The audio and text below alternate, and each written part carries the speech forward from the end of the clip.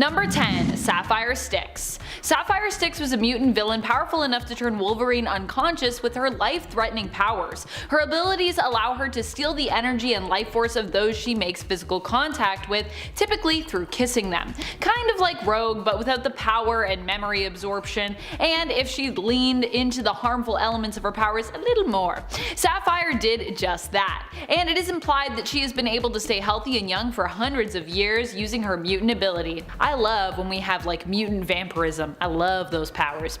It's also believed she is powerful enough that she could use her mutant ability to kill her victims depending on her target's power level and resistance, of course. In the end, she was defeated and killed by Psylocke, who used her powers to avenge all the souls that Sapphire had ever drained, shattering her. Psylocke then used Sapphire's soul energy to rebuild her own body, becoming Betsy once more. Number 9. Knockout. Knockout has only made a few appearances in the comics since her first appearance in the 90s, but she is still a pretty deadly female villain and is super badass. She has worked within both the villainous supergroup of the Femizons and the Femme Fatales. More recently, she was seen once again fighting alongside the Femme Fatales. Knockout is a mutant whose powers are enhanced strength, endurance, and durability. She's a skilled enough fighter that she was able to make quick work of Mutant Rogue when she faced her briefly in Hunt for Wolverine, Mystery in Madripoor. Number 8. Lady Mastermind. We could talk about both for this point, but I've decided to focus on Reagan Wingard, who popped up in Dawn of X, as opposed to Martinique, who is also the daughter of Jason Wingard, aka Mastermind.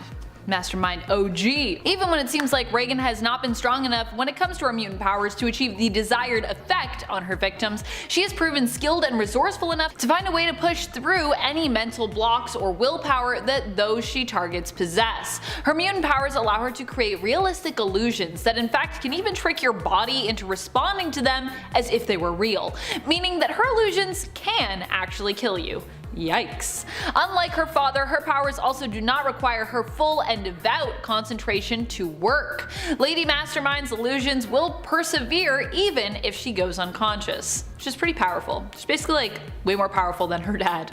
And before we move on to our next spot, time for the most YouTube of moments where I ask you to kindly click that like.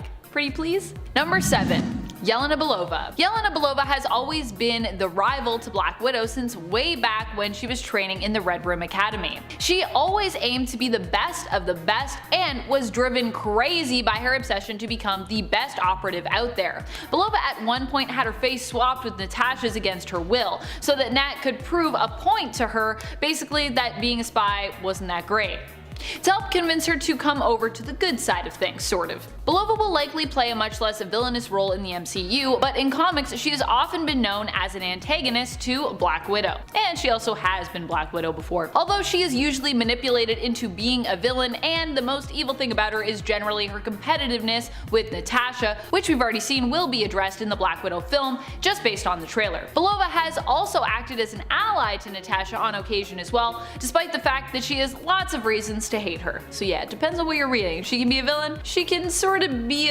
not really a hero, but an ally. She can be a hero in her own way. Number 6. Lady Bullseye. Maki Matsumoto is known for being one of the fastest fighters around. She is both believed to be faster than the Kingpin and Bullseye, who inspired her to become a killer under the same mantle, and Bullseye, who in fact inspired her to become a killer under that same mantle. She was saved by Bullseye when she was a little girl, who the Yakuza intended to sell for their own means. Bullseye, however, was tasked with wiping out those who would be responsible for her and many other victims' sale, and killed them before they could do so. Lady Bullseye is a skilled fighter, trained in wielding many different types of weapons, and proficient in many different kinds of martial arts. Oh, she also is apparently a lawyer, or at least understands law well enough to pose as one. She's both worked with Kingpin and successfully defeated him in combat, which I think is pretty impressive. Kingpin is not an easy person to defeat in a fight. Number 5. Titania. Titania is Mary McFerrin, a girl who was known for her small stature and often mocked for it when she was young, and aspired to become something greater than what she felt she was born into. After being offered powers by supervillain Dr. Doom, she was transformed into the powerhouse known as Titania. Titania has been shown to be skilled and strong enough to defeat a whole wheelhouse of powerful superheroes, including Luke Cage and Iron Fist, as well as The Thing and Mr. Fantastic. She's also kicked the butt of Johnny Storm, the Human Torch, is faster than a speeding bullet and Mjolnir itself, and can take a direct hit from the mythical hammer and be left completely unfazed by it. Now, some of this went on while her powers were boosted admittedly, but either way, Titania is not a villain you'd want to face in a fistfight. I would not want to face her in a fistfight because my face would get punched into the next, into the nega zone. I'd be gone. You'd have no face left. Yikes. Number 4. Madam Hydra. Madam Hydra has close ties to quite a few superheroes and other famous villains, and we also for a time have known her under the codename Viper, which is also very important indeed given her obsession with snake venom in addition to other toxins and poisons. Madam Hydra's legal name is Ophelia Sarkinson, and like her codename implies, she is often known for being a ruler of Hydra and as a member of their High Council. She has close ties to Jessica Drew's Spider-Woman, who she has fought against and also sought to re-recruit, Wolverine, whom she was married to, and obviously Captain America, because Hydra. So yeah. As I said, Madam Hydra is fond of poisons, toxins, and venoms, and as such generally employs them for use as weapons through projectiles and even her lipstick. She also possesses near toxin immunity, which she obtained through frequent and carefully measured exposure. I wish that was true. What if you had actually, isn't that kind of how allergies work? Can't you be exposed to them in small amounts and then you can overcome your allergy? I don't know if that's true, but that might be true. It might be science. Don't try that if you're allergic to something and you die. Don't do it though, because I think then it doesn't work. Number 3. Moonstone. Like many of the deadliest and most villainous women in Marvel, Moonstone is really just a woman looking to put herself before others. She's always out to get what she needs first, which generally makes her a villain. But there have been times when Karla Sofin has both posed as a hero and also truly tried to be a hero. She was part of Baron Zemo's Thunderbolts, built out of his Masters of Evil team, and rebranded in disguise as superheroes, following the apparent destruction of most of Earth's heroes by Onslaught. Following this, the Thunderbolts did attempt to truly become heroes under the leadership of Hawkeye, whom Karla started a relationship with. Moonstone was also the Miss Marvel equivalent to Norman Osborn's Dark Avengers team, acting far more villainously once more. She can manipulate gravity, making her super powerful and allowing her to basically augment much of her own abilities, including durability, strength, and speed. She can even turn herself invisible using her gravity manipulation, and she can teleport. Number 2. Mystique. One of the deadliest women out there when it comes to female villains has got to be my girl, Mystique. The best thing about Mystique too is she's really a relatable villain because a lot of times she's kind of just looking out for number 1, herself. Wow, did I just say she's relatable and then I talked about how selfish she was? I think people are all selfish to an extent, which is true. I think we are all selfish at times. And sometimes Mystique also just behaves evilly to look out for those she legitimately cares for, like her now dead wife Destiny and their adopted daughter Rogue, whether or not Rogue actually wants her help or protection. And so that is definitely relatable, I think. Looking out for other people, even sometimes when people are like, I don't want your help, and you're like, well, I'm still gonna help you because I love you. Her shape-shifting powers means that she can pose as pretty much anyone, and her skills in disguise and impersonation help to smooth over these appearances, allowing her to even move and act like those whom she adopts the identity of. Not only that, but Mystique is a skillful fighter and manipulator, so she's not someone you want to get on the bad side of. Trust me, other people have, and they have been backstabbed so many times, their back is basically like a knife block at this point.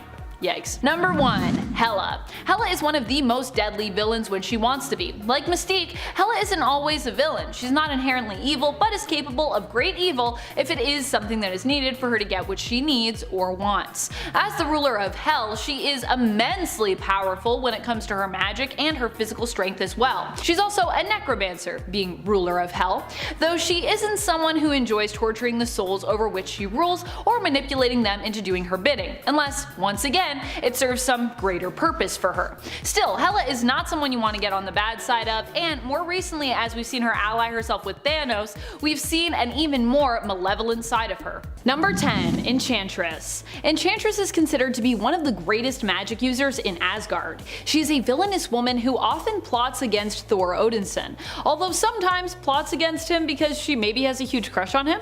In fact, there are multiple realities where Amora and Thor actually end up together, even having children in some realities, and in many of these alternate worlds, the villain and hero actually make a pretty good pairing. Enchantress is not just a gifted and skilled magic user who can use her powers to do all sorts of things, but she is also a fairly formidable physical opponent as well, as she is also of Asgard. Number 9. Scarlet Witch. Scarlet Witch is obviously one of my all-time favorite heroes and characters in the Marvel Universe. I love Wanda. Wanda Maximoff in the comics was originally a villain belonging to the Brotherhood of Evil Mutants, but would later end up joining the Avengers. And she was never really too happy about being part of the Brotherhood of Evil Mutants. Both her and her brother Quicksilver mainly seemed to stay because they felt they owed Magneto, the Master of Magnetism and leader of the group, their lives. He had seemingly saved them both, and so they were basically indebted to him. Eventually, they would learn that Magneto was also their father, but then, later on, Wanda would learn that although Quicksilver was indeed her brother, Magneto was actually not their father at all. It had apparently all been a trick of the High Evolutionaries' doing. Still, many of Wanda's most astounding feats are tied to this fake family, with her even at one point warping reality and giving her father the perfect family life, allowing him to become the ruler of a mutant civilization during House of M. And friends, before we move on to this next spot, if you are loving this list and you want more lists about all the powerful ladies over at Marvel Comics, be sure to head on over to Facebook and click that like and click that follow. We're also going to have lots of cool bonus content coming your way soon, and I'm very excited about it. Number 8. Hela. Hela is, as she sounds, the ruler of Hell. Asgardian Hell anyways. She's implied to be the daughter of Loki in the comics, though in the MCU her origins were changed to make her the firstborn secret daughter of Odin, who was imprisoned for being such a big lover of death and war after her dad decided it was basically time to make peace with the other realms instead. It's also believed that Hela is actually part giantess as well, which means that she is generally depicted as being quite tall and imposing, even without her awesome headpiece, or without her magical abilities. She's also an interesting villain of the Marvel Universe, as she sometimes works against Thor, and at other times actually plays the role of ally and partner to him. Hela more recently in the comics was teaming up with Thanos, whom she was trying to win the favor of, and the two of them were also kind of like an item in the comics. Number 7. She-Hulk. She-Hulk is one of the strongest there is in the Marvel Universe. She is Jennifer Walters, cousin to Bruce Banner, who found herself able to transform into a jade giantess following an emergency blood transfusion that she received from her cousin. Jennifer specialized in criminal law and ended up being targeted as a result, shot in her driveway. Bruce managed to rig up a blood transfusion by breaking into a doctor's office. Jennifer now specializes as well in superhuman cases, often representing various heroes from the superhuman community. While she is powerful just even as a lawyer, she is also exceptionally strong as a hero in her own right. At one point she was blasted with so much gamma radiation that she was even considered to be potentially stronger than her cousin for a time. While Jen has turned gray in the past and has also become a massive green behemoth, she is now back in a more classic form, resembling her early appearances when it comes to her look as She-Hulk. Number 6. Captain Marvel. Captain Marvel is Carol Danvers. Originally, Carol Danvers worked as Chief of State for NASA. It was there that she would meet the Kree-born hero Captain Mar-Vell, who was posing as a human scientist. When she ended up being saved by Mar-Vell when the Psyche Magnetron exploded, their DNA was combined, due to Carol wishing to be like him, and she in her own right became a hero. Although we'd later learn that Carol herself was also part Kree, as her mother was actually Marielle, a Kree woman. In fact, Carol even has a Kree half-sister, L'Oreal. Carol would become Miss Marvel, a hero with super strength, durability, the ability to fly, capable of interstellar travel, and who had energy powers similar to Mar-Vell. Eventually she would take up the name of Captain Marvel in honor of her deceased mentor, the hero Mar-Vell. Number 5. Spectrum. Spectrum is probably one of the most powerful female heroes that we have over at Marvel Comics. She served as a lieutenant in the New Orleans Harbor Patrol, and while on the job came into contact with an experimental and criminal device that left her forever changed. The exposure left her with superpowers that allowed her to change form into basically any type of energy, which is pretty insane. Monica Rambeau would go on on to join the Avengers and even for a short time act as the team's leader. Monica has had many different names over the years, including Captain Marvel. In fact, she took up the mantle of Captain Marvel before Carol did, but ended up surrendering it to the original Marvel's son so that he could use it. And then later on, of course, Carol would end up getting it. We've also known her as Photon, but currently she goes by Spectrum. Honestly, I really like the name Spectrum. I feel like it makes sense, because it's like, you know, she's got all the energies, it's a spectrum, get it? I like it. Number 4, Storm. Storm is one of the most powerful mutants around when it comes to the world of the X-Men. She is considered an Omega level mutant, which means that of those with a similar power set, she is considered the most skilled, capable, and powerful. Storm's abilities allow her to control the weather, not just creating storms, but being a master of all different elements within the spectrum of weather. Beyond that though, Storm is also a powerful person. Aurora Monroe is an amazingly skilled and deadly fighter who you probably wouldn't even want to face even if she wasn't using her powers. Aside from that, Storm is also an inspirational and motivational leader. She recently served on Captain Kate Pryde's team of Marauders, mainly because she wanted to keep a close eye on her friend and once protege Kitty, but has now moved on to become the ruler and regent of planet Arakko, formerly Mars, its own primarily mutant inhabited planet, as she should be. Storm is definitely one of those people that was like born to be like a leader and a ruler. And fun fact, Storm is also a goddess as well, so basically she's got all the things. She can do it all. Number 3, Jean Grey. Jean Grey usually takes our top spot when it comes to our most powerful lists, but I think on a list like this, spot 3 isn't too bad. Typically her power gains respect amongst comic book fans because she is considered the host of the Phoenix Force. Although it should be noted that right now in the comics, Jean is not Phoenix. Maya Lopez, aka Echo, is. Jean Grey, however, is still one of the most iconic heroes to have been bonded with the Phoenix Force. She has both been a powerful force of good and a force of evil when merged with it, either being known as Phoenix or Dark Phoenix. Even without the Phoenix Force though, Jean is considered to be an Omega level mutant in regards to her telepathic skills, and an extremely capable and gifted telekinetic as well, possibly one of the most powerful psionic mutants on the planet Earth, and perhaps even within the universe or the multiverse. Number 2, Nemesis. Nemesis is a pretty cool and niche character who has only made a few appearances in the comics. She was said to have been the first being in all of existence. She made the first beings out of a piece of herself, but finding them kinda evil and pretty much displeased with them, she decided to destroy them. Choosing to end her existence due to her loneliness, Nemesis ceased to be, using her own self to create both reality and the Infinity Gems. She came back into being once more when the gems were brought together again. They merged along with Loki the Trickster God and Circe of the Eternals, who both had brought the final gems together to recreate Nemesis. Number 1, Lady Death. Lady Death is one of the most powerful forces in all of Marvel. I mean, what could be more powerful than that which comes for all of us? The inevitable death. Lady Death is the physical embodiment of death, and indeed she represents that area of the cycle of life. As Death, she basically rules over all living things, which in turn will die. Lady Death in the comics is known for being the love interest of Thanos, who apparently does a whole lot of killing just to try and like turn her head, hoping to win her favor.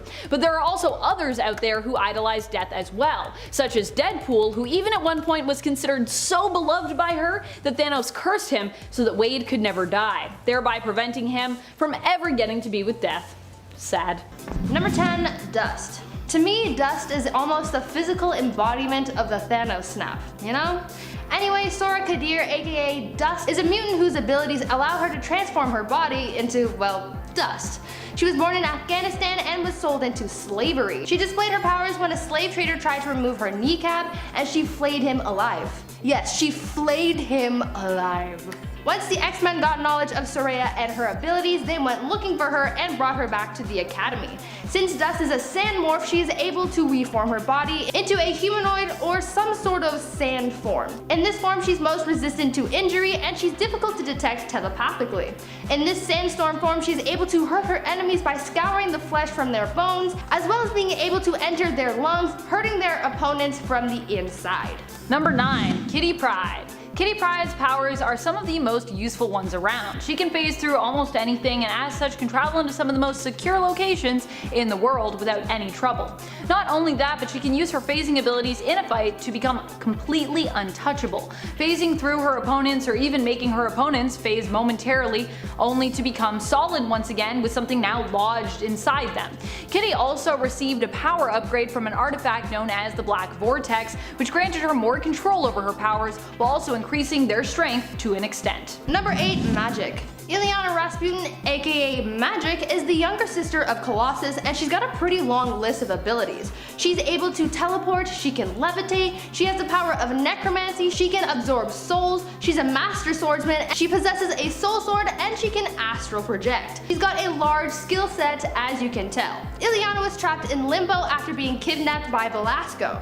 During her time in Limbo, this dimension's version of Storm taught Ileana how to use spells and magic, and the cat is the one who taught her how to be a master swordsman that she is today. She also learned dark magic from Chthon, and he's like one of the most powerful demons in the Marvel Universe, so you know she got a good education from him.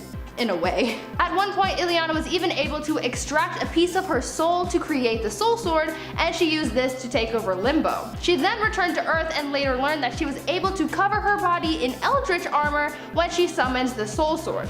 So not only is she a powerful sorcerer, but she also has magical armor to boot. Number 7. Selene.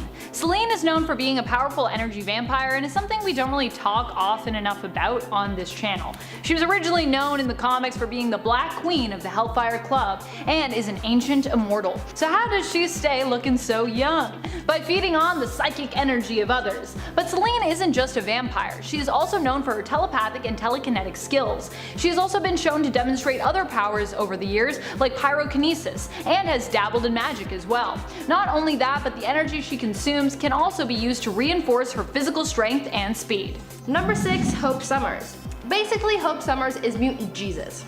Hope was the first mutant born after the Decimation, the event where Scarlet Witch wiped out all but 198 mutants. When Hope was born, there was a hunt for her. Some believed that she was the mutant messiah, and others believed that she was some sort of antichrist. It was discovered that Hope had the ability to enhance, activate, and mimic the powers of others, and these powers came in handy when she was trusted with the task of going to look for other mutants that they called lights. When finding these other mutants, Hope was able to calm them, stabilize their powers, and even awaken their abilities. On top of all this, it was also revealed that Hope was the new Phoenix, but this force was so unstable and unpredictable, Hope and Scarlet Witch joined forces, said no more Phoenix, and the Phoenix Force just dispersed around the world, giving birth to new mutants and restoring the mutant population. So not only is Hope able to influence the X genes of the lights, she was also strong enough to become the new host of the Phoenix Force, and then have the power to disperse it around the globe. She's OP. That's just my take on it. She's OP. Number 5. Emma Frost. On the flip side of the coin from Selene, who we talked about earlier, we have Emma Frost, the White Queen. Emma is also known for being a very powerful telepath, and while she might not be as versatile as Selene, she doesn't need to feed on psychic energy like Selene does. Emma Frost is often referred to as the White Queen from her time as being a part of the Hellfire Club as well. She was the White Queen. See what I'm saying? Emma started out originally as a villain in the comics but didn't stay one for long, eventually reforming and even joining the X-Men team. She is an adept teacher and leader in addition to her powers. She's not only an immensely skilled telepath, but also possesses her diamond form, which makes her almost indestructible in battle. Almost. Number 4. Rogue. Rogue is the adopted daughter of Mystique, so you already know that if Mystique likes her, there's gotta be something special about her. We covered this in our last collab together, but Mystique isn't really the best mom, so for her to willingly take on the responsibility of being a mom, it's gotta be for a good reason. She's given away too many kids already. Rogue is another super powerful mutant. She has the ability to absorb the life forces, abilities, personality, and other physical characteristics of others through touch. She also had superhuman strength during the period of time that she had absorbed Carol Danvers' powers and personality within her. Now just think about how OP that is. Not only does Rogue have the ability to take the powers of others, but in certain scenarios she's also able to tap into the stolen abilities and use them against her opponent. This happened a lot while she had Carol Danvers still inside her, because not only was she able to tap into her abilities, but Carol was also able to take over Rogue's body in a way when Rogue was unconscious or under a lot of stress. So that's pretty powerful if you ask me. Also, a little side fact for you. Mystique would have actually been Rogue's biological mom if the character's creator Chris Claremont hadn't left Marvel in 1991. So there you go. Number 3. Storm. Storm is referred to as a goddess for a good reason. She is a mighty hero who wields influential power over the elements. While this doesn't seem to be a power that Thor often reaches for in the comics, despite also possessing that, Storm does not shy away from using her mutant gifts against her enemy. When fighting Storm, you'll want to watch out, as it is easy for her to call down a bolt of lightning to strike you at any point. As a child, she also possessed a fear of small spaces, known as claustrophobia. In the past, when this fear has been evoked, like when Doom encased her in a form-fitting metal shell, Storm has also been shown to tap into the full potential of her powers, creating storms massive enough to envelop the whole planet. Number 2. Rachel Summers. One of the most powerful and often underrated mutants of all is Rachel Summers. Rachel is the daughter of Scott Summers and Jean Grey from an alternate timeline. She was born with a small part of the Phoenix within her. Instead of her mother perishing after the X-Men's clash with the Shi'ar, Jean lived and married Scott. Together they had Rachel, and because this version of Jean was still bonded with the Phoenix Force at the time, a part of the cosmic entity lives on in Rachel. Aside from her connection to the Phoenix Force, which grants her awesome powers, enhancing both her telekinetic and telepathic powers as well, Rachel also possesses the ability of time manipulation. Her time manipulation powers are complex and can be useful in a variety of ways, such as when we see her use them in 2020's X Factor in issue 1, to chrono-skip through the time of an object belonging to North Star's sister, Aurora, in order to track her down and investigate her death. Number 1. Jean Grey. Jean Grey is probably one of the most, or even the most powerful mutants, simply because of her ability to control the Phoenix Force. Going from being X-Men's weakest member to being its strongest, Marvel Girl died, and like a phoenix was reborn as well, Phoenix. In the Uncanny X-Men issues 101 to 108, also known as the Phoenix Saga, we watched as Jean became the powerful mutant Phoenix, and then in Uncanny X-Men 129 to 138, we saw her evolve into Dark Phoenix. The Phoenix Force is the sum of all life in the universe, and it takes hosts through time, so this thing is already pretty damn powerful. But things get cranked up a few notches when Phoenix is corrupted by evil, taking on the new Dark Phoenix persona. In this state, she consumes a star and 5 billion people on a nearby planet. Now if that doesn't scream all-powerful being, then I don't know, man. Ultimately, Jean's personality buried way down there manages to take control, and the Phoenix ends up dying by suicide. Again, even when she's not technically the all-powerful Phoenix, Jean's personality was strong enough to sort of take down the Phoenix from the inside. Also, after her death, she was in the white hot room. Death told Jean that because her spirit was most closely carved from the Phoenix, that she was destined to take on the Phoenix Force. Obviously, it takes a very strong person to be considered a perfect fit for the Phoenix. Number 10. Black Cat. Black Cat is only rounding out the bottom of this list because she is so ever-changing when it comes to her alignment, and so much more complicated of a character to be considered either a hero or a villain, really. But she definitely is a very capable and dangerous criminal, when she needs to be, or when she wants to be, which is why she still makes the cut. When it comes to going up against Black Cat, odds are good you probably don't want to. In fact, she might not even be someone you want as an ally, considering that Black Cat could in fact be ready to double cross you at a moment's notice. Felicia Hardy is definitely one of the most dangerous thieves around when it comes to Marvel Comics, making her one of the publisher's most deadly, sometimes villain. Number 9. Bloodlust. Bloodlust was one of the villainesses that ended up joining the Femme Fatales. The Femme Fatales were an all-female supervillain group who were for a time working alongside Superior's Femizons in a plot to take over the world. She would end up being a mutant who lost her powers on M-Day, but when she did have them, they were very similar to Wolverine and X-23's. Bloodlust, whose real name is Beata Dubiel, actually predates X-23 in terms of her first appearance. Pretty cool facts. She first appeared in the comics in Marvel Comics Presents in 1990.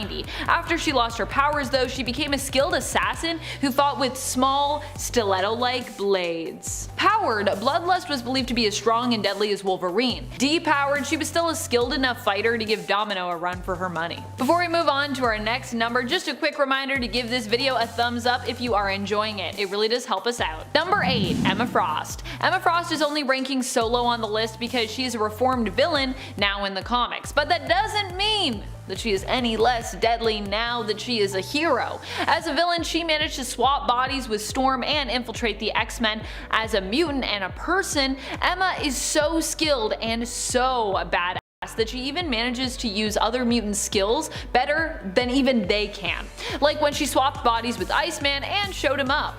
Beyond that though, even just as a woman, not even considering her especially strong diamond form or masterful telepathic powers, Emma is pretty remarkable and dangerous. She's just a powerhouse who knows how to bargain when it comes to business dealings and relishes the power she wields as the White Queen of the Hellfire Trading Company, and formerly the Hellfire Club, because that's what the trading company used to be. But anyways, now the Hellfire Club is a bunch of kids that are villains, so modern time comics. Number 7. Mind Blast. We are going back to the femme fatales for a little bit here. This member of the team was actually first introduced in the 90s in Amazing Spider-Man issue 340. She is not only a mutant but also a cyborg. Her mutant powers grant telekinetic abilities which she can use to fly and manipulate other objects. In addition, she also possesses the power of telepathy via her cybernetic enhancements, which grant her telepathic shielding and allow her to create quite convincing psychic illusions. Convincing enough to lure some of the X-Men, including Psylocke, into a trap. Which in my mind, if you're tricking Psylocke with like telepathic illusions, you're pretty good. Number 6. Elektra. Elektra is one of the most skilled and dangerous women out there, both when she's acting as a villain and when she's acting even as a hero. Like Emma, she also ranks a little bit lower due to the fact that she is currently attempting to prove she can be good and operating under the codename Daredevil. So not super villainous right now. However, part of the appeal with Elektra is while an ally to Daredevil, she has never been completely good and in general is considered as more being a villain than a hero. Initially, she didn't possess any powers but was an incredibly skilled fighter, assassin, and ninja. Since being resurrected by the Hand, however, she does have some powers. She can low-key possess other people's minds, using this to track down her targets. It's also been revealed that she has other mental and telepathic abilities and fighting techniques. Gotta love those mental fighting techniques. Mental screams. Ah! This is why I should never get any kind of sonic scream, because I would just sound ridiculous. Not my mutant power. Okay. Number 5. Kandra. Kandra is part of the Externals and as such has spent a good amount of her comic book history being a pretty powerful villain. The Externals are immortals who can't be killed, except on the rare occasion when they can. Because comics. And because I mean, hey, every character has to have a weakness. For Externals, they can be killed by having another external kill them if their hearts are consumed by said foe. Kandra is an immensely powerful telekinetic who also possesses some telepathic abilities, but she is also just deadly because of how ruthless she is and because of all of her connections, because she's so old. She not only is powerful in her own right, but also holds sway over other powerful mutants and allies. By the way, Externals are different from Eternals, in case you were wondering, though both are godlike but in different ways.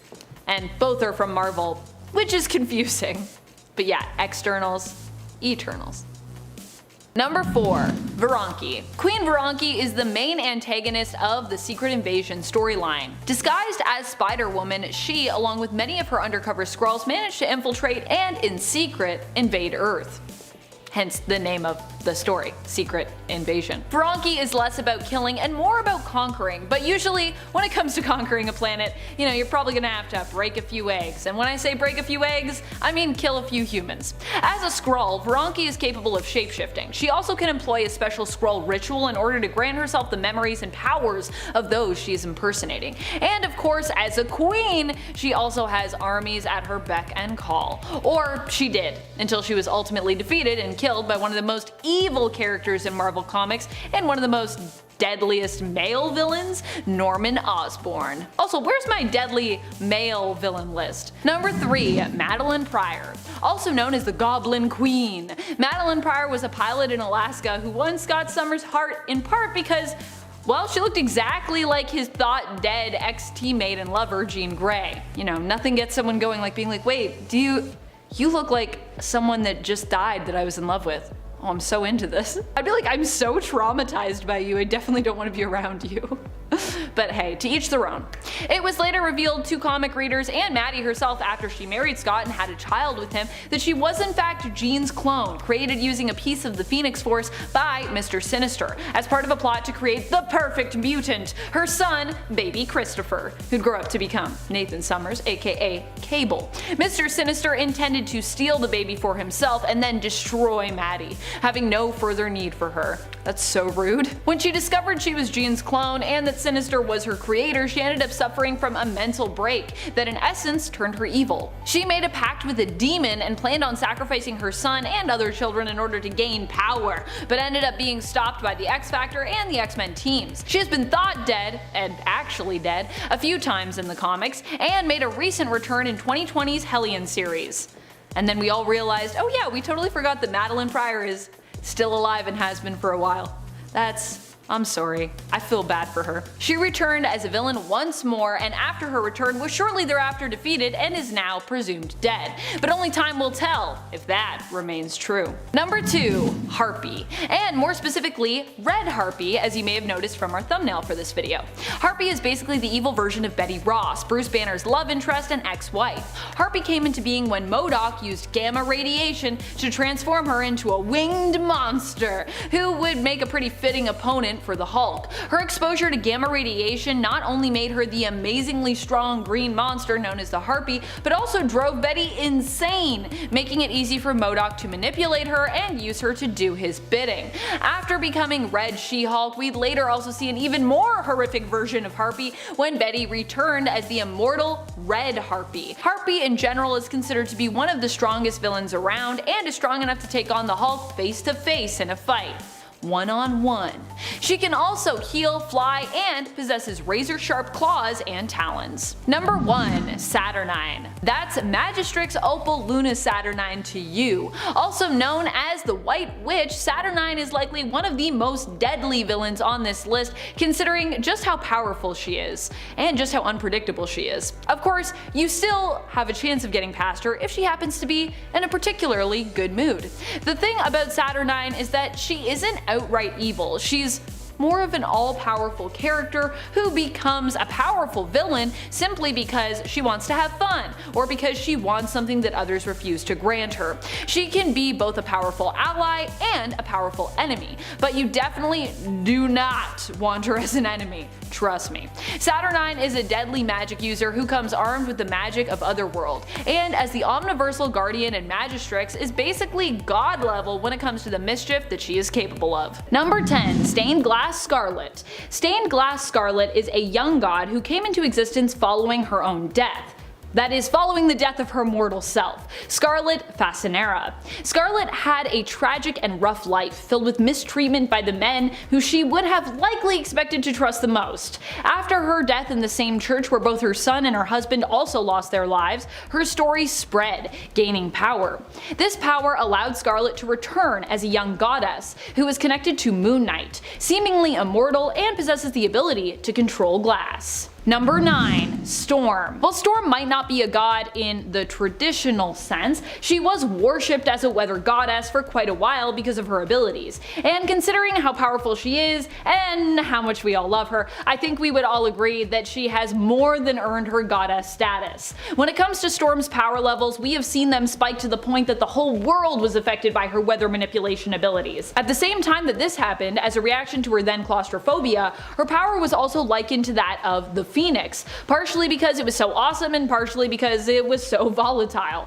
Over the years, Storm has gained more and more control over her powers and also healed from the trauma that caused her claustrophobia, meaning that she is pretty much in full control now. And she proved more recently in the comics during her battle against Tarn the Uncaring that she also doesn't need her mutant powers to be a deadly badass. Also, I feel like she's definitely in control of the ability to just manipulate weather on a planetary level, because we've seen her do that with Mars. At least I'm pretty sure she's done that on Mars. So yeah, there's also that. And friends, if you are loving this list and you would love to see some more lists where we get to pump up some of the most powerful ladies in Marvel Comics or DC Comics or indie comics or all of the above, be sure to let us know by giving this video a thumbs up. Number 8. Hera. Hera is a member of the pantheon of Olympus. She is a Greek goddess who traditionally is associated in Greek mythology and belief with motherhood, family, childbirth, and marriage. In Marvel, she is likewise the wife of Zeus, but more recently in the comics, her and the other Olympians took a turn to become powerful villains. They were killed by the vengeful goddess Nyx and later returned as tyrannical and greedy gods who raised planets with a vengeance. In the end, they were defeated by the Guardians of the Galaxy, lost as Star-Lord was lost on the other side of reality. Eventually though, Star-Lord learned the Dark Olympians had escaped due to him using his elemental gun, where their power had been trapped and stored. They returned with him back to Earth and were more permanently defeated, at least so it seems, when they were seemingly killed by the Guardians, Hera included. She was squashed in the end by Groot. R.I.P. Hera. Number 7. Hela. Hela is the ruler of the Norse and Asgardian underworld. While in the MCU we know her as Loki and Thor's mysterious sister who was locked away in punishment for her continuous pursuit of war against Odin's wishes after he ultimately decided to kinda usher in an era of peace. In the comics main continuity of Earth 616, she is not Thor's sister, but instead, she's his niece.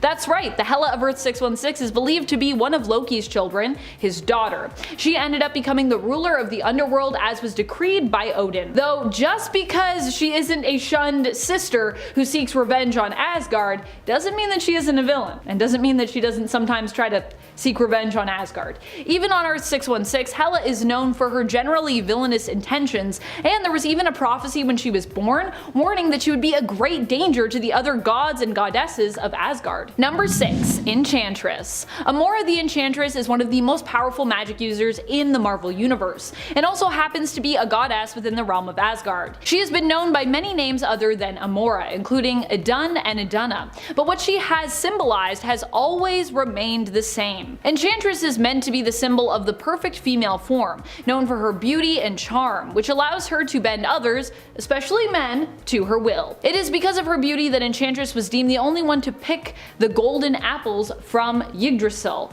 Although her backstory and origin are steeped in lore and Norse mythology, in the comics most people know her mainly as a villainess, who often goes up against the hero Thor, among others. Number 5. Aegis. Aegis is one of the Proemil gods, who are known for being the oldest in the cosmos. They are believed to have come into existence right after the first Big Bang, and were possibly the first entities that existed after that. Although, to be honest with you, with gods and goddesses, it seems like a lot of groups claim to be the oldest or the first. Aegis was one member of the Proemil pantheon to become corrupted, seeking new purpose after she was no longer needed. Attempting to rise up with her fellow rebellious gods, she ended up imprisoned along with her peers by Galactus, and she remained there for many years, although she would eventually escape and would later perish. Her power was said to rival that of Galactus and his heralds combined. That's pretty powerful. Number 4. Phoenix. One of the most powerful entities in the cosmos is the Phoenix Force. While the Phoenix doesn't always take a female host, I would say that many of the Force's hosts have been female, especially if we're focusing on the more notable ones. Currently in the comics, the Phoenix Force is bonded to Echo, aka hero Maya Lopez, but its most well-known host is probably that of Marvel Girl, aka classic X-Men teammate Jean Grey. You might not think of Phoenix as a god either, but the entity has been worshipped both by some on planet Earth in the past and by the Shi'ar at one point. Number 3. Celestial Madonna. Celestials are known for being all-powerful and almost impossible to defeat or fight against. We got our first taste of just how ginormous and seemingly unstoppable they can be in Eternals when the team of heroes decided to stand together to prevent the Celestials from destroying Earth, which they had decided to defend as their home. Most Celestials tend to skew male, or simply could be considered to be without gender, but Celestial Madonna is unique, as she is one of the few featured Celestials to actually have a seemingly female form. Celestial Madonna has only appeared in a few issues, but she is a Celestial, so we can imagine that she must be one of the most powerful, probably female, gods or goddesses around in the Marvel Universe. Cause Celestials. Number 2. Gaia. Gaia is literally known as Mother Earth in the Marvel Universe. She made her first appearance back in the 1970s in the 1974 series of Doctor Strange, in issue number 6. Back then she was introduced as Mother Nature, but would later become known as Gaia. Gaia is believed to be one of the oldest goddesses on the planet Earth and is related to the god of chaos, Chthon, who is also known for his ties to Avenger Scarlet Witch in the comics. Gaia belongs to the family of elder gods, and like many on this list, is going to be kinda hard to rank because she's pretty much maxed in almost all stats, considering that she is an extremely ancient being and entity. Basically, I feel like with this list, it's really hard to put them in any order because you're like, I mean, they're all pretty powerful. So yeah, you can let me know if you have a different order for the ones that I have here based on what you've read in the comics about them. Number 1. Death. Death is an entity we are familiar with in a few different forms, but for this point I'm going to be focusing on the version that Thanos is typically seen pining after, which is honestly typically the version we associate with Death when we're talking about her in the Marvel Universe. Sometimes referred to as Mistress Death, she made her first appearance in Marvel Mystery Comics issue number 21 back in the 1940s. So not only is she old and ancient in the world of the Marvel Universe, but also within Marvel Comics history as well. Number 10. Lady Spider. Lady Spider is an alternate version of Spider-Man who hails from the Earth of 803. She was first introduced in Spider-Verse issue number 1 from 2014. Earth 803 is similar to our own history's turn of the century or Victorian period. Here, May Riley, aka Lady Spider, was the daughter of an accomplished inventor with a passion for various animals and insects. After her father's death, May decided to become a hero and created for herself a mechanical suit and web shooters, taking up the mantle of Lady Spider. She does not have any powers, but is considered to be a spider totem and is able to fight against villains on her Earth using her suit and her equipment. I also just love her overall look, it's so cool. Number 9. Spider Bite. Spider Bite comes to us from Vault of Spiders issue number 1 from 2018. Her real name is Margot and she takes up the hero persona of Spider Bite in secret while immersed in cyberspace, a virtual reality world that humans, I assume in the future, frequent on a regular basis. It's like the internet, but if you could walk around in it and actually, like tap into it, experiencing it with a virtual avatar that is meant to represent you as opposed to just surfing it on your computer. It kind of reminds me of that episode of Adventure Time where they find that island full of people who are basically fed through tubes and plugged into a virtual reality Matrix-like world where they live out their day-to-day through virtual avatars that they can customize. I don't know if you've seen that episode, but it's pretty cool. It's pretty trippy. We haven't seen much of Spider Bite yet in the comics, with her only appearing in 2 issues, but I really do hope we get to see more of her and her alternate futuristic world of Earth 22191. And friends, before we move on to this next spot, if you are loving this list as much as I am loving giving it to you,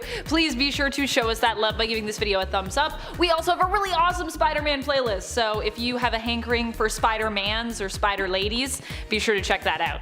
Spider folks, Spider totems. Number 8. Spider Girl. Anya Corazon got her powers through a spider tattoo after she was considered a powerful potential candidate for the Spider Society by one of their sorcerers, Miguel. The Spider Society is a secret society that has existed since 1099 AD. They worship and often seek to protect spider totems, those who are fated to become superpowered spider-like beings. That's what a spider totem is. Ezekiel Sims also belongs to the Spider Society, for example. Miguel believed that Anya had what it took to become one of their hunters, warriors who fought against the Sisterhood of the Wasp. Anya ended up getting caught in the midst of a fight looking to protect a stranger who happened to be the sorcerer Miguel. To save her life and seeing her potential, he transferred some of his power to her, giving her that spider tattoo as well as spider-like powers along with it. Number 7. SP//DR, or as I like to say, Spider.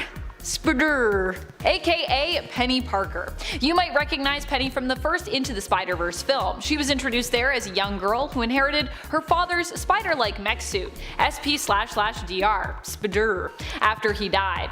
As the suit was made based on her father's genetics, it was believed that Penny was the only one to carry on his work with the mech. She allowed the radioactive spider connected to the suit's CPU to bite her so that she could bond with and control the suit alongside it. Penny was created by Gerard Way and Jake Wyatt, and made her first appearance in 2014 in Edge of the Spider-Verse issue number 5, before showing up in the film 4 years later in 2018. Number 6. Spider-Man. Spider-Man has to be one of my favorite all-time alternate characters in the history of Marvel. I just love that she became a full-fledged hero in her own right, and that she helped to defeat the Inheritors the second time around while also deciding to raise all of the then-made baby versions of them. If anyone could make sure they grow up to be good and kind instead of murderous spider totem devouring villains, it's Aunt May. Spider-Man hails from Earth 3123 and comes from What If issue number 23 originally, where we asked the question what would happen if Aunt May had been bitten by a radioactive spider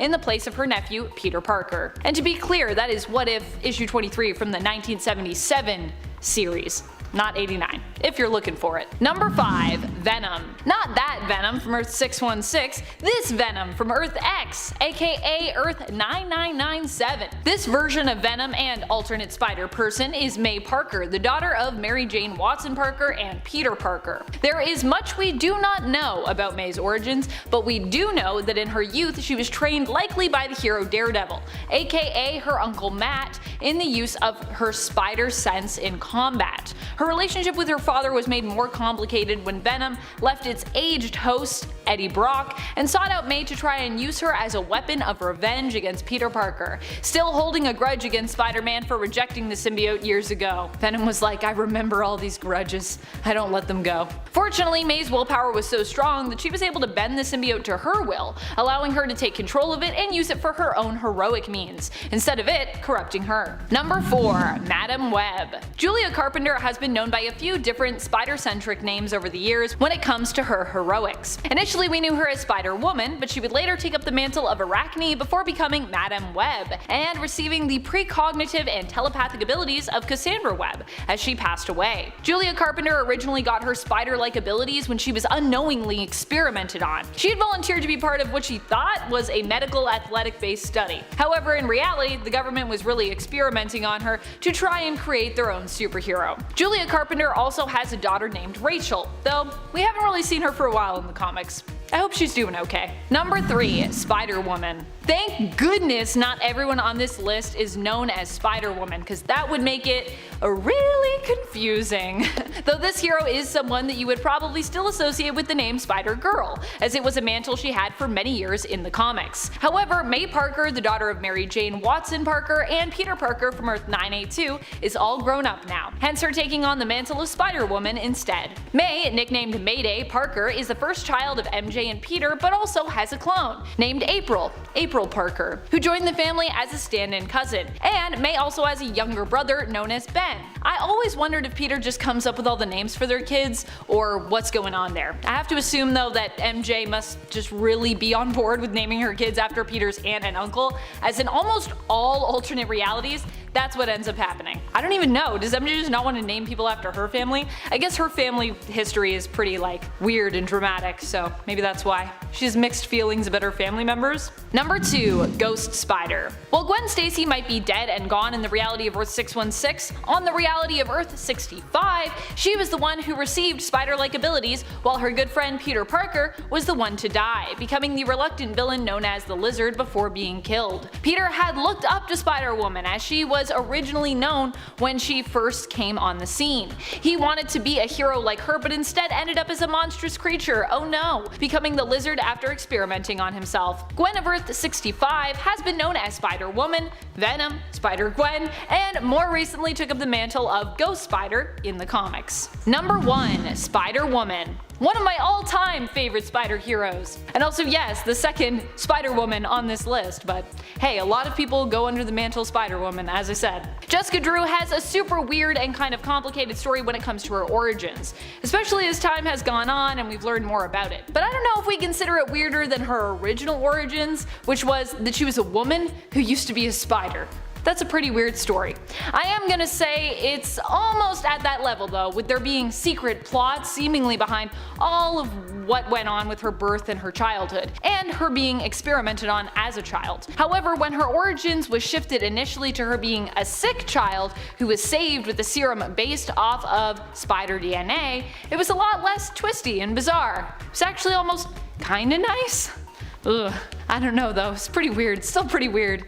All of her origins are weird. Especially as she did still spend pretty much all of her childhood inside a stasis tube, in essence skipping all of those developmental stages and then emerging as a fully grown, naive, and superpowered adult later on in her life. Fully cured, but now having spider-like powers. Basically like a child who just fast forwarded to an adult, but then you didn't actually get to experience a childhood, so what would that be like? I feel like you'd be kinda messed up from that. Jessica has been a member of the Avengers, a pal of Wolverine's, and has fought alongside her fellow spider alternates from the Spider-Verse. All around, she's just a cool lady. Number 10. Black Widow. No, not that Black Widow. Natasha is sadly not a magical super spy, though that is a comic I would read. Clairvoyant is the version of the character we are talking about here. Clairvoyant was Marvel's Black Widow prior to Natasha. In fact, Claire first appeared in 1940 in the comics, while Natasha wouldn't make her first appearance until 1964. Initially, Madame Clairvoyant was a psychic-based mystic who could communicate with the dead, a medium if you will. She herself, however, would end up dead, and it would be then that she would be resurrected with superpowers by someone who claimed to be Satan himself. She set out to claim the souls of evildoers and deliver them to her master. In exchange, as Satan's ambassador, she was supposedly made immortal and given supernatural powers, which allowed her to teleport to the Hell Dimension, granted her super strength and endurance, her death touch, the ability to heal, fly, turn invisible, and shapeshift. Pretty powerful magics, especially if they actually came from the real Satan himself. Number 9. Freya Freyrdottir. While you might not think of Thor's mother as being a witch in comparison to her role as the All-Mother, it has been established before in the comics that Freya is capable of accomplishing magical feats. We don't yet know the range of her abilities when it comes to her magical power, but she is also a very powerful Asgardian and skilled warrior. So she also gets additional power when it comes to that. We have seen her able to seemingly wield magic, however, when it comes to creating shields and teleportation, but it's unknown what level of spellcaster she might be. Should the comics want to expand on this point, I would not be surprised if we learned that she was much more powerful when it came to her magical abilities than we give her credit for here. And there's lots of pictures of her doing some magic. Alright friends, before we move on to this next spot, just a quick reminder to give this video a thumbs up if you're enjoying it, and I don't know, maybe subscribe if you haven't yet. If you haven't subscribed yet, what are you doing? We've been around for a while, come on, hit that subscribe for me. Number 8. Jennifer Kale. Jennifer Kale is an ally of the Man-Thing and is a descendant of the cult of Zered-Nab. Her grandfather, in fact, was still a leader of the cult when she was just a teenager. Wanting to experiment with witchcraft, Jennifer Kale used one of her grandfather's old books to do so. This unleashed a demon, which Man-Thing saved her from, creating a psychic link between Jennifer and Man-Thing. She would later be given powers by an ancient wizard who recruited her to help him defeat demons who were coming to conquer Earth after the Tome of Zered-Nab seemingly disappeared. Jennifer's powers allow her to cast spells with a mere thought. She not only calls on power from within herself, but can also tap into the power of ambient magical energy within the universe and use it, as well as energy from other dimensions. Her powers grant her many abilities, including the ability to teleport, create magical shields, summon bolts, and manipulate the minds of others. Number 7. Amanda Sefton. Amanda Sefton was originally known as Jemaine. She comes from the family that took in Nightcrawler and raised him among their own children. As such, Amanda is basically like Nightcrawler's adopted sister. After the death of their brother Stefan, Amanda's mother, Margali, believed Nightcrawler was to blame. Jemaine then traveled to America to find out for herself and changed her name to Amanda Sefton, going undercover as a flight attendant and dating Nightcrawler in order to learn more. Pretty weird that the two dated in my books, cause yeah, they are siblings, even if Nightcrawler's her adopted brother. Still weird, but yeah, it happened. She would end up working alongside the X-Men for a time and even rule Limbo under the mantle of magic herself. She's also been known as Day Tripper before in the comics, so you might know her by that name. Amanda's powers allow her to magically heal, teleport, summon magical bolts, create illusions, alter her appearance, and hypnotize others, as well as cast a good number of other spells with different effects. So yeah, she can do a lot of things. Most magical people, I love listing their powers because like what can't they do is more the question. Number 6. Nico Minero. Nico is a member and the leader of the Runaways. She initially was raised by her parents who were revealed to be part of a dark magic cult. Both her parents were dark wizards and attempted to chase Nico down after she attempted to run away from them after learning of their secret. During this altercation, she redeemed the Staff of One, which became embedded within her and now grants her magical abilities. Nico casts spells by remembering painful memories and using incantations. However, once she has cast a spell, she can never cast the same one again. Attempting to do so will result in a random effect as opposed to the same effect that happened when she cast that spell the first time. Nico's magic is based in the world of blood magic, and she often relies on the Staff of One to help her cast grander spells. Number 5. Magic. Magic is obviously one of the most powerful magic users out there.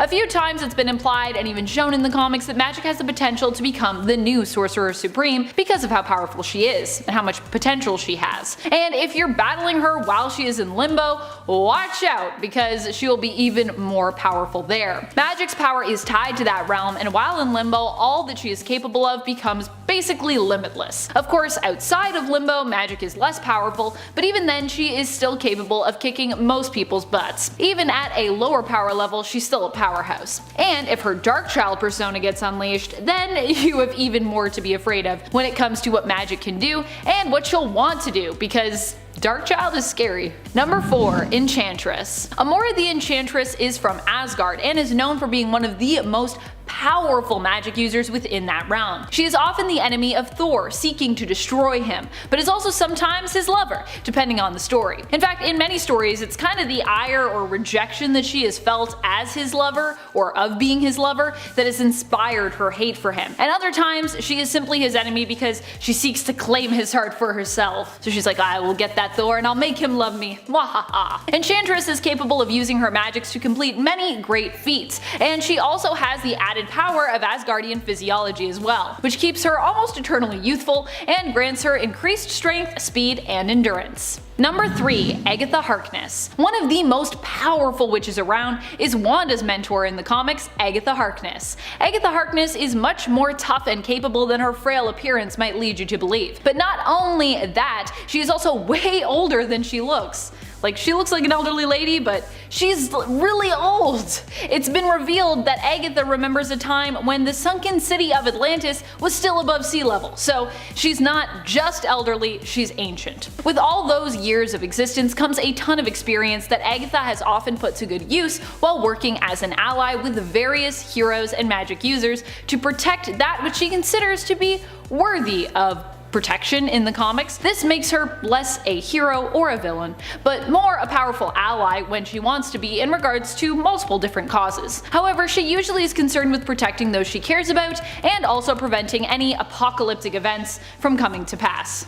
Number 2. Scarlet Witch. Wanda is one of the most powerful witches out there. While she was trained by Agatha, I would wager at this point that she has far surpassed her mentor in terms of what she's capable of, at least. In fact, she must have, because she did at one point successfully kill Agatha after she learned the truth of what had happened to her twin boys. So unless Agatha let this happen because she felt Wanda deserved revenge, I guess, her death does imply that Wanda is ultimately more powerful and more deadly. The Scarlet Witch is immensely powerful, so powerful in fact that her suffering a mental breakdown caused her fellow colleagues and heroes to consider killing her because they were so frightened of the destruction her powers, emotionally charged and untethered, could cause. We have seen Wanda change all of reality, flip the alignment of many of Earth's heroes and villains, and defeat the Phoenix Force, banishing it. For a while at least. Even though her spells and rituals don't work out exactly as she planned most of the time, you cannot deny the power that is Scarlet Witch. Number 1. Morgan Le Fay. While Morgan Le Fay is one of the baddest baddies out there, she still happens to be super duper powerful, which is pretty surprising considering she's one of the bad guys, so they don't normally win most of the time. Considering the ranking for Merlin on my part 2 of most powerful wizards, it makes sense that Morgan takes our number 1 spot here, as she was once a student of Merlin himself. She is believed to be the most powerful witch and one of the most powerful magic users in the world. Not only that, but she was even considered a possible replacement for Doctor Strange as Earth's Sorcerer Supreme, which would be kinda terrifying, but very interesting to read. Morgan can not only warp reality, but also has a lot more control over how she does it. which is something that Wanda's still working on. She also has extensive knowledge when it comes to all different kinds of magic and has taken on some of Earth's mightiest heroes and villains and won against them. She is capable of time travel, can control the dead, bring others back to life, bring herself back to life even, imbue other beings with power, shapeshift, transmute, and teleport. She is crazy powerful. So powerful, it's scary. Number 10. Salem 7. The Salem 7 is a group of magic users and magical children who are the direct offspring of Nicholas Scratch, Agatha Harkness's son. Although they aren't children while they're on the team. They were children once though, weren't we all? They were each fathered by different mothers, and the Ultimate Universe version of them has the added ability of being able to join together in one form and become the Dragon of Seven. In that universe and that form, they end up fighting against the Fantastic Four despite initially appearing to be a superhero team themselves in that incarnation. The Salem 7 in the 616 universe, however, were a team assembled by their father and used to get revenge on his own mother, Agatha, and their grandmother for leaving the magical community of New Salem, and for her giving up their magical secrets to the Fantastic Four, a crime Nicholas Scratch falsely accused his mother of. On Earth 616, the team is made up of the members of Bruticus, Hydron, Gazelle, Reptilla, Thorn, Vertigo, and Vacuum, a combination of Nicholas's sons and his daughters. Number 9. Elsa Bloodstone. Elsa isn't exactly a witch, but she's definitely witch adjacent, as a good amount of her power is magical in nature, coming from the blood gem she possesses, and is often shown wearing in her bloodstone choker. Aside from that, Elsa will also sometimes carry and wield magical artifacts and books as weapons, in addition to her standard fare of very large guns, which is what you'll usually see her fighting with. Her blood gem gives her magical abilities to heal, cure vampirism, and even allows her to fire magical energy blasts from her hands at times. Number 8. Calypso. Calypso was Kraven's voodoo priestess ally who would often help to fuel his hatred for Spider-Man. A Spider-Man villain herself, she also almost succeeded in killing Spider-Man once while teamed up with another famous Spider-Man villain, the Lizard. Obsessed with power, Calypso also ruthlessly sacrificed her younger sister to get more of it. Her other aliases that she was sometimes referred to as in the comics are the Witch and Hunter of Souls, revealing just how dangerous and magical she is. Calypso made only a few appearances before she appeared to meet her grisly end in the late 90s. Her power usually came from her knowledge of voodoo practices, which allowed her to create potent charms and potions that she could use to bewitch others, and even resurrect the dead. And friends, before we move on to this next spot, just a quick reminder to give this video a thumbs up if you are enjoying it. It really does help us out here at the channel. Number 7. Pixie. Megan Gwynn is the mutant known as Pixie. Pixie has innate magical abilities, but also possesses a certain amount of dark magical ability as well. Megan received the dark magic within her after magic in her Dark Child persona attempted to use Pixie's soul, one of the most innocent and pure of her victims at the time, to create a new soul sword. The process, fortunately, was interrupted before it could be completed, instead granting Pixie her own magical soul dagger and leaving a bit of black magic within her in place of the part of her soul that was displaced and used to create that dagger in the process. Pixie has received some tutelage in the mystical arts from Amanda Sefton and Doctor Strange, and was even at one point considered as a potential candidate for the role of Sorcerer Supreme. True story. Number 6. Talisman. Elizabeth Tu Youngman is the daughter of Dr. Michael Tu Youngman, aka the hero and mystical healer Shaman, known for his affiliation with Alpha Flight. In time, Elizabeth herself would also join the Alpha Flight team alongside her father. Prior to that, however, for many years Elizabeth was actually estranged from her father, following the death of her mother, which she blamed him for. Being a doctor, Michael had tried desperately to save his wife's life, but ultimately he failed. He also would carry the guilt of her death, blaming himself besides. Liz wields the Talisman of Power, which grants her many mystical abilities, though even without the talisman, she can still manipulate magical energy that is directed at her. With the talisman, Elizabeth can cast all manner of spells, having access to the wealth of Earth's vast mystical energies, and being able to tap directly into that energy to use it as her own source for casting. Number 5. Clea. Clea is known for being the student and lover of Doctor Strange. She is the daughter of the strange villain Umar and the niece of powerful villain Dormammu. Although she appears human, she herself is related to the Faltine race, beings of pure magical energy, and the Muruks. I don't know how to say that. Muruks? Two U's. How do you say two U's together? And the Maruks, extra-dimensional beings gifted in magic who hail from the Dark Dimension. Clea is the Sorceress Supreme of the Dark Dimension, which tells you just the level of magic we are talking about when it comes to her abilities. It's believed that she is at the same level as Doctor Strange when it comes to what she's capable of. We've seen her cast magical bolts of lightning, teleport, control other people's minds, create powerful and realistic illusions, summon objects, and exhibit telekinetic powers. Number 4. Satana. Satana is the sister of Damon Hellstrom and daughter of Satan, or so the rumor goes. Of course, we don't really know for sure if her and Damon's father is the true devil, as a lot of powerful demonic beings in the Marvel Universe have made such claims before. Even as a little girl, Satana was drawn to the arcane arts. She was caught performing a black magic ritual with her father at a young age, and it was this revelation as to her husband's true identity and form that drove Satana's mother insane, because she kind of stumbled upon them doing that ritual and then she was like, oh dear. Satana is a succubus and as such possesses great magical abilities and beauty, but beyond that she also seems to demonstrate some knowledge of magic, which allows her to cast spells, summon creatures, and manipulate the mind and will of others. In a fight against the powerful magic user Dr. Doom even, she proved to be a formidable foe. Number 3. Selene Gallio. Selene Gallio has the added bonus of years of experience when it comes to her own knowledge in the dark arts. During ancient times, she was revered by other powerful magic users and even caused a sense of trepidation among them for what she might do or be capable of. The only thing with Selene is that she has so many mutant abilities and is considered so powerful in that realm as well. It's kind of hard to tell which feats are owed to her magical abilities and which are accomplished through her use of her mutant powers. Regardless, her being a member of the mutant external group, not to be confused with Eternals, that's a different thing, means that she also has added power, causing her to be a powerful psychic vampire capable of draining life from even the most powerful of foes, a powerful telekinetic and telepath, and making her virtually immortal in most cases. At the same time that Pixie was considered as a potential candidate for Sorcerer Supreme, so was Selene. Number 2. Karnilla. Among Asgardians, and definitely among Nornheim Asgardians, Karnilla is one of the most powerful magic users around. Her power is only said to be surpassed by Odin himself. Karnilla's age and origins are a mystery. That is just how old she's believed to be. We don't know how long she lived in the Asgardian province of Nornheim, only that it seems as though she had been there forever. More recently in the comics, Karnilla took up the title of Queen of Hell when she married Hela, adding that to her long list of titles, which has also included Mistress of Magic, Queen of Enchantment, Enchantress Supreme, and Queen of Norns. Not only does she have extensive knowledge of spells and the arcane, but she also has innate magical ability, which allows her to manipulate magical energy on another level in comparison to others. Number 1. Opal Luna Saturnine.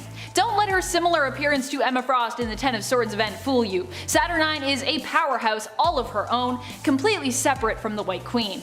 Instead, Saturnine's aliases and titles include the most majestic Omniversal Magistrix, her Royal Highness, and the White Witch. Recently, Opal Luna Saturnine was the one to preside over the Otherworld tournament, pitting the mutants of Krakoa against the mutants of Arakko, in a battle that would determine who should win the rights to the mutant nation of Earth, with both mutant groups having a solid claim to Krakoa. Saturnine possesses immense power in her role as Omniversal Guardian, granting her ability to warp and shape reality at her will, as demonstrated throughout the Ten of Swords event. She is mortal, but is so skilled in manipulation that she could twist your perspective to the point that you would no longer see the point in attempting to kill her. We saw that happen with Wolverine, and it was pretty scary.